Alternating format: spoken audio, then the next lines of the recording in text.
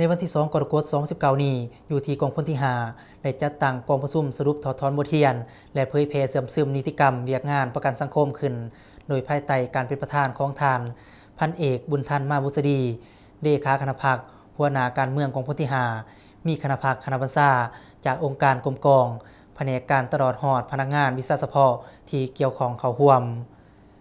พันตรีเข้มพรวงศ์พจันทร์หัวหน้าแผนกประกันสังคมกองพลที่5ก็ได้ขึ้นผ่านบรรดานิติกรรมซึ่งรวมมี7เอกสารเซ็นเอกสารคำสั่งแนะนำของรัฐมนตรีกระทรวงป้องกันประเทศฉบับเลขที่675/กปทลงวันที่28กุมภาพันธ์2019ขอตกลงของกระทรวงป้องกันประเทศว่าด้วยการปรับปรุงค่าบริการการปิ่นปัวตามระบบ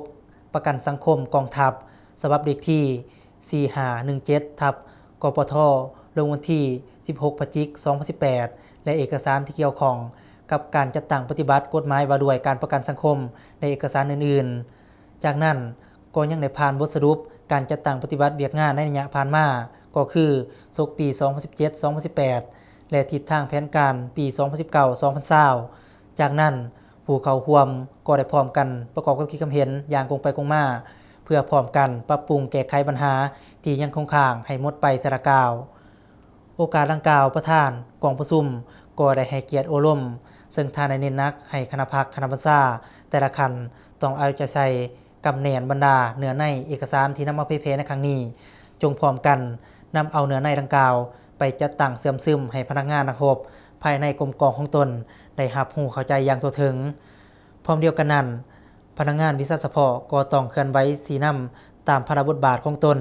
เอาใจใส่นำเอาบรรดานิติกรรมต่างๆลงไปเผยแพร่ให้บรรดากรมกองได้รับรู้เข้าใจต่อเวียกงานดังกล่าวพร้อมนั้นก็ต้องสีนำให้พนักงานแพทย์หมอผู้รับประกันการปิ่นปัวก็ต้องรักษาได้จรรยาบรรณของแพทย์ปฏิบัติทั้งนี้ก็เพื่อเฮ็ดเวียกงานประกันสังคมให้รับการปฏิบัติอย่างทั่วถึงรักษาได้ความสามัคคีบริหารคุ้มครองนำใส่ให้มีประสิทธิผลและมีความยุติธรรมต่อพนักงานนะครับถูกต้องตามระเบียบการและหลักการที่คันถึงวางออก